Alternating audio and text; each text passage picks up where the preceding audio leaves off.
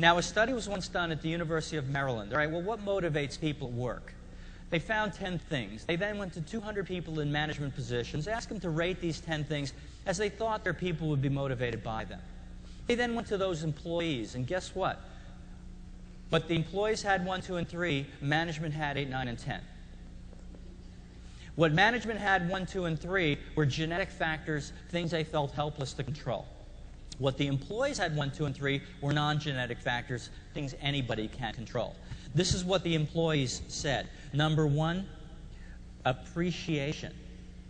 Good job, thank you. I don't know what we would do without you. This is what Ken Blanchard, Mr. One-Minute Manager, calls catching people in the act of doing things right. He says in the past, too many organizations ran on the seagull system of management. Somebody does something wrong, fly in, make a lot of noise, crap all over them.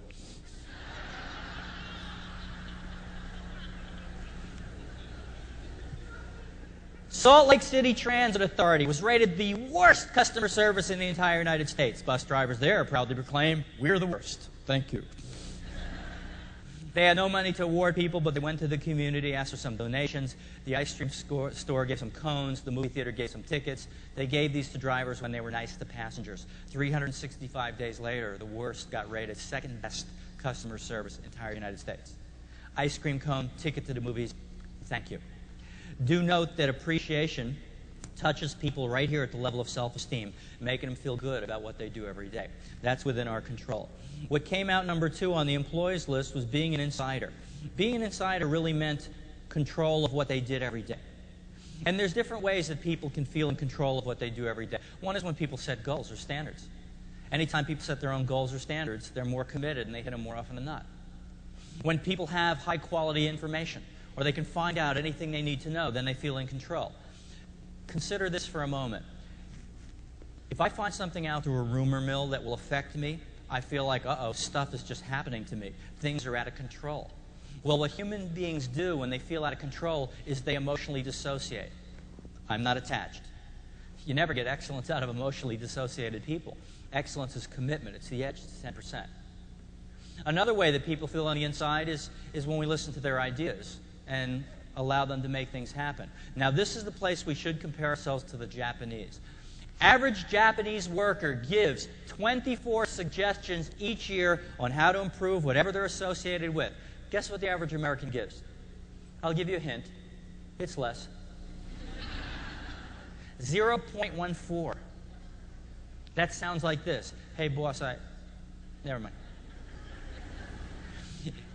In Japan, they implement 76% of all suggestions. In the U.S., we implement 29% of our 0.14. Do you realize at 0.14, it will take you 7 years to get a complete thought from someone? But actually, there are many American companies that are well into the 90% range of implementation of people's ideas, and there's always 2 things there. Success leaves a trail. Number 1, they're always organized into smaller self-managed teams. Smaller teams. So you don't have to convince a bureaucracy, you talk to your 7 or 8 team members. And then number 2, high-quality information. See, the quality of ideas you get from people is equal to the quality of information people have in the first place. If I do not have high-quality information, I could come up with an idea, but it doesn't take into effect the federal regulations, and then it violates the budget, and it didn't consider what that other department has to deal with every day, and so it doesn't happen. Literally, the quality of ideas you get is equal to the quality of information people have in the first place.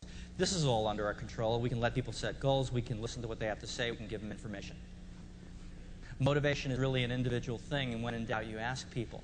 But I do want to caution you about this big pit in the road, a pit of powerlessness. You see, I do many public programs, and sometimes full-day trainings, and I'll have people sit and listen to this kind of stuff and say, you know, this is great, but I know who should be at this program. Or if I had more power, maybe I could do something. Tom Peters once told me he did an excellence program for all the governors of the United States, big country, North America, governors. He said at the end of the program, the governors all came up to him and said, "This is great, but how will we get our people to do it? I'm only the governor." It may seem absurd on one hand, but look at it from their perspective. They deal with an entrenched bureaucracy. They're in, they're out. Marketing data and historical data have clearly shown that when 20% of a given population gets an idea, it is there to stay.